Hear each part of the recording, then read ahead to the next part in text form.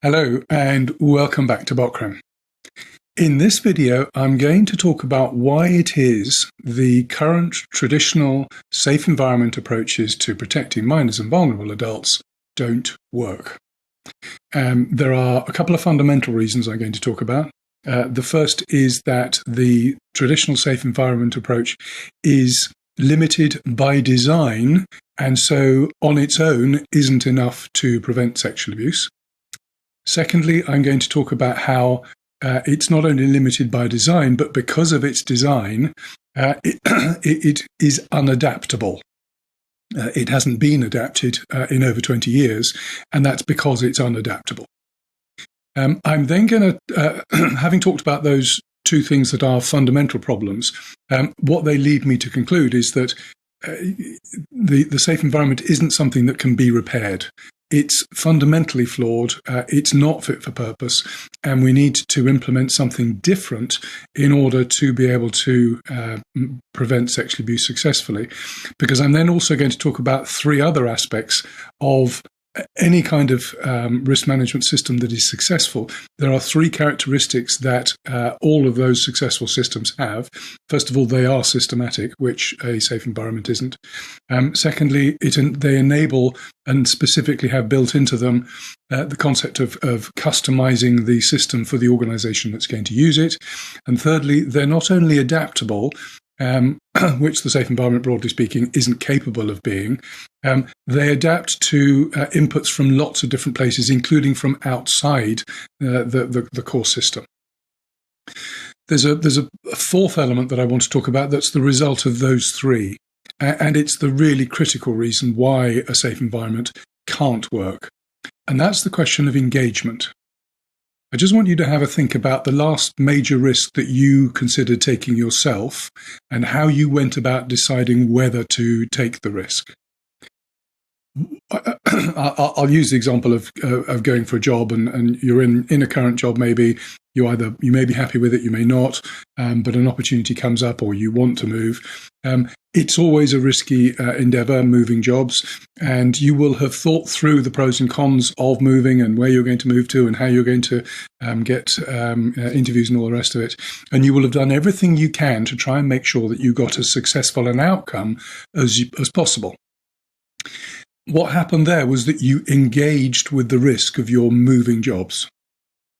What a safe environment does is it specifically enables disengagement. And that unfortunately matches with one of the major cognitive biases that we have to deal with sexual abuse, and that's that none of us want to think about it. The whole idea is abhorrent to everybody, and we just don't want to think about it, we don't want to talk about it. And the problem with the safe environment, as I say, is that because it's a mechanism that says, here are three controls to use and they will help you prevent sexual abuse, it enables people not to engage with sexual abuse. That whole process, it prevents the management of the risk and turns the process into a checkbox compliance exercise, because you're told to do three things, you do three things, and you move on. That's not managing risk. And until you engage with risk and manage risk, you can't successfully, unless you engage with risk, you can't successfully manage risk. And the safe environment approach specifically enables disengagement. So that's, broadly speaking, the 2-minute version of this video. It might be 3 or 4, I'm not sure. But if you've got enough already from this, then you can stop watching. But what I'm going to do now is justify all those comments, and particularly possibly the one that surprised you most of all, and that's that the traditional safe environment approach is limited by design. Excuse me. Let's start talking about that first, and let's start with a bit of history. The traditional safe environment approach was developed by the Catholic Church in around about 2002. It was actually the continuation of some work that they'd been doing before, because they had begun to recognize they had a problem in the 90s, weren't quite sure what they were going to do about it, and it wasn't until 2002 the Pope actually visited the US and determined that things needed to change, and the safe environment was the result of his visit, and was formally adopted in around about 2004. It wasn't quite what it is today, but it's broadly speaking very similar. The safe environment involves criminal background checks, training around sexual abuse and what it is and how to recognise it and what to do if you recognise it, and then having policies and procedures around one-to-one interactions. And when it was developed in 2002, it was best practices for sexual abuse risk management, because broadly speaking, there weren't many practices in place at that time. All of those things had pre-existed, but they'd not been brought together into a cohesive group. The reason I say that they are limited by design is you need now to think back about what the church was trying to achieve when it designed the safe environment. It needed, because of the trust problem that it had then, it needed to be able to convince everybody that they were taking sexual abuse really, really seriously. And they needed to be able to show that across the entire church, there were rules in place about how to deal with sexual abuse. Now, that means that they had to design something that worked everywhere. And they had to design something that worked everywhere when you consider that the Catholic Church is not just a group of cathedrals and churches. It's schools, it's hospitals, it's orphanages, it's playgroups, it's sports clubs. It's a whole range of all sorts of different things. I've touched on 5 there. I know that there are hundreds of different things that the Catholic Church does, and the problem then is that if you're going to try and design a single approach that is applicable not only across all of those different activities, but all of those activities also have different experiences, different resources, different capabilities, different just about everything. And suddenly you find that to find a set of controls that can be applied across all of those, you might have started with an ideal proposition that you've got 15 or 20 things that are included in your proposal. But suddenly, once you've identified that you've got to get something that works everywhere, there were only those 3 things left that could be used everywhere. So, and the reason why the safe environment has continued on and is still in use and is in use today across the sports sector, nothing to do with the church anymore. It's across the sports. Sorry, it's still used by the church, but it's also used by the sports sector. It's used across education and across most non-profit organisations. Most youth studying organisations use some version of the traditional safe environment approach. The reason it was so widely adopted is because it is universally applicable. But it's universally applicable only because it's so limited. And that's its core problem. Its greatest strength is also its greatest weakness. Now, let me give you an example of what that limitation looks like when you start considering the intake process that you go through to stop people from entering the environment that you hopefully have under reasonable control, where you are looking after minors and vulnerable adults. That's what the intake process is designed to achieve. And at the moment, the only element of the intake process that's addressed by the traditional safe environment is criminal background checks, which is patently nothing like enough to protect minors and vulnerable adults from outsiders before you employ them or before you allow them in as volunteers or as contractors or whatever it is, before they come into your environment where you're trying to protect minors and vulnerable adults. If you think about, let's go back to the job analogy that I talked about earlier on. If you're looking for that new job and you look on LinkedIn and there's a posting, somebody has caused that posting to be created, and it's probably actually a group of people in an organization that's come together and said, okay, here's the position that needs to be filled. Here's the kind of person that we want in that position. And here's the kind of information that we want to tell them, not just about the role and the person, but also about here are the important things about our organization that we want them to know before they even apply to work with us. You never get a second chance to make a good first impression. And the advert that you put out asking people to come and join you, to not include information in there about how importantly you take sexual abuse prevention and child protection is a wasted opportunity, because you'll never get that chance to make that first impression. You'll also never get that chance to make sure that somebody who's even thinking of applying for you and has got the wrong intentions or the wrong mentality and is coming for the wrong reasons, if you tell them at that point how seriously you take child sexual abuse, the chances of them going through the whole process of trying to apply to you and join you become much lower. What you're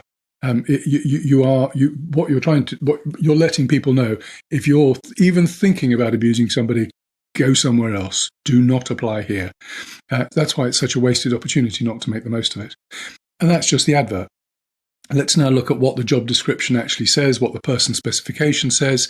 Those should also contemplate sexual abuse prevention.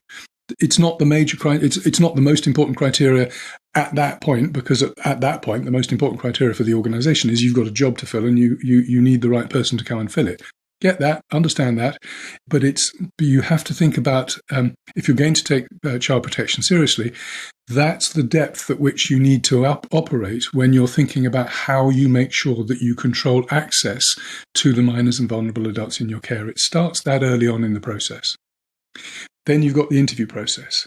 Then you've got the offer process. Then you've got the background checks and all the other different references that you need to do well beyond criminal background checks. And broadly speaking, what I've done is describe to you just a small handful of the things that go into the decision whether to employ somebody, whether to let them become a volunteer, whether they become a contractor to the organization.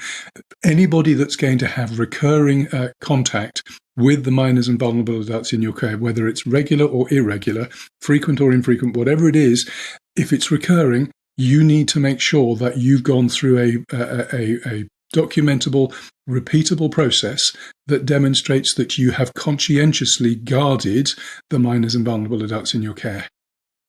And a criminal background check is woefully inadequate to achieve that on its own.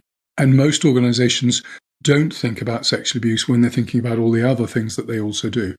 And you need to, for all sorts of reasons that I'm sure are fairly obvious. And we can go into those in another time. But all I'm trying to convey here is, first of all, there's a reason why the safe environment is as limited as it is. It's by design, and there are significant consequences from the extent of the limitations of the safe environment. That's the limitation argument. We move on now and we'll talk about the second one, which is the question of adaptation and the idea that it's a system that cannot adapt. When you create a system of controls where you say, here's one set of control, here's a control that says do background checks. Well, you either do or don't do background checks. You might say that there are certain background checks that you want people to do, but that's shall we say that's variably applied across youth serving sectors. I've known organisations that do as little as check the National Abuse Registry online database that's available publicly. You can just log onto it. You don't even need to log into it. And as long as the name doesn't appear on when they search for a name, they're good. That's not enough by such a long way. It's not funny. So that's one point. That on its own is a very minimal control. I got slightly sidetracked there. Apologies. When you look at the one-to-one interactions, those have been adapted over time. They are regularly added to. There are new policies and procedures that are recommended regularly by Safe Sport, for example. They'll say, we've identified that here's another area where there's a potential area of vulnerability and weakness, and we think you should have controls for lodging, for example, or for travel, or for whatever it is. That's the risk management equivalent of playing whack-a-mole. That's having identified that there's been a problem in the past and thinking, okay, so how do we stop that one from happening in the future? And you whack it with the mallet. That's a fundamentally reactive approach to figuring out how to find the most effective ways of preventing sexual abuse. And there's certainly no sense of any kind of hunting for the new policies and procedures and practices and processes and controls and all the rest that we must find if we're going to stop sexual abuse from rising, never mind finding ways of reducing it.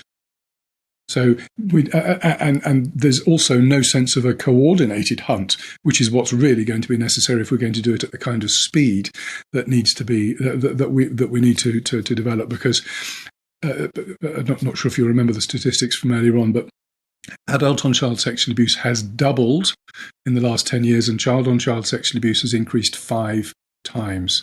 There is an urgent need to find new ways of effectively preventing sexual abuse. And the current system it's a whack-a-mole mechanism for dealing with stuff that's gone wrong in the past and addressing those. That's nothing like fast enough for the extent of the problem that we now face.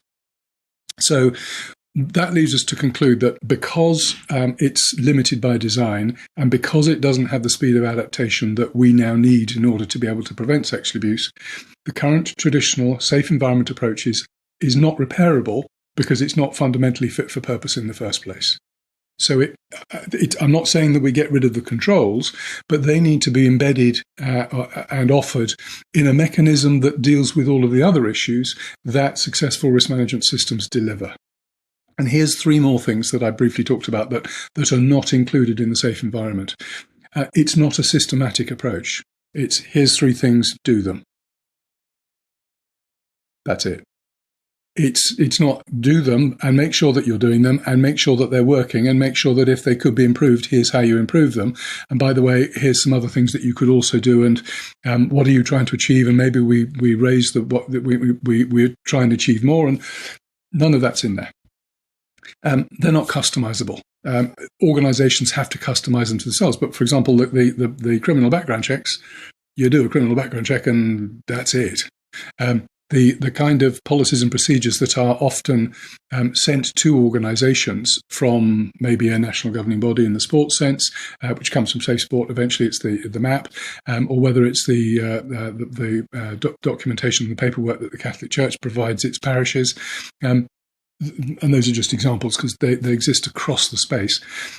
The policies and procedures are very often taken exactly as they are and put into a very nice folder, into a filing cabinet. And we have seen examples of organizations that have policies and procedures in place, but they have no mechanisms in place for ensuring that people are abiding by them. They have no mechanisms in place to make sure that when people fail to abide by them, something happens, that some lessons are learned. Or that they're adapted for the specific organisation that they're being applied to. So customization is extremely important. And then there's the question of adaptation. And as I've already briefly hinted at, what you need is a mechanism that's not only actively hunting and coordinating a hunt for new activities. You need to be drawing in ideas for what those new activities and processes and controls are from well beyond the youth-serving sectors that we're currently dealing with. And that's, broadly speaking, why we propose that risk management best practice, which is a mechanism that's in use across any and every organisation, whatever they do, is a jolly good place to start, because you can then start building other controls and processes within an ERM system, or risk management best practice. It's called ERM. Apologies if that's dropping in some jargon there. You can drop different controls and processes into a risk management best practices system, and you can start to actively and in a coordinated way hunt for better ways to prevent sexual abuse. This question of engagement, though, is the really important part. What's absolutely critical is that we find a way to help organisations engage with sexual abuse in a way that overcomes their cognitive biases of not wanting to think about sexual abuse at all. That's the really key issue that needs to be included in the new processes, and it's the thing that's missing most fundamentally from the current approach, because, as I said at the beginning, the traditional safe environment approach enables disengagement, which is absolutely fundamental to being able to manage any risk effectively. If you don't engage with the risk, you cannot manage it.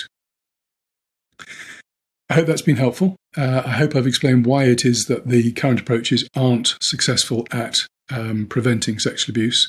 If you've got any questions about what I've said, you've got any questions about how you're managing sexual abuse risk now, or you'd like a demonstration of our system, please use the book a Zoom button to the right of the screen, and I look forward to meeting you in a Zoom meeting sometime soon. Thank you very much.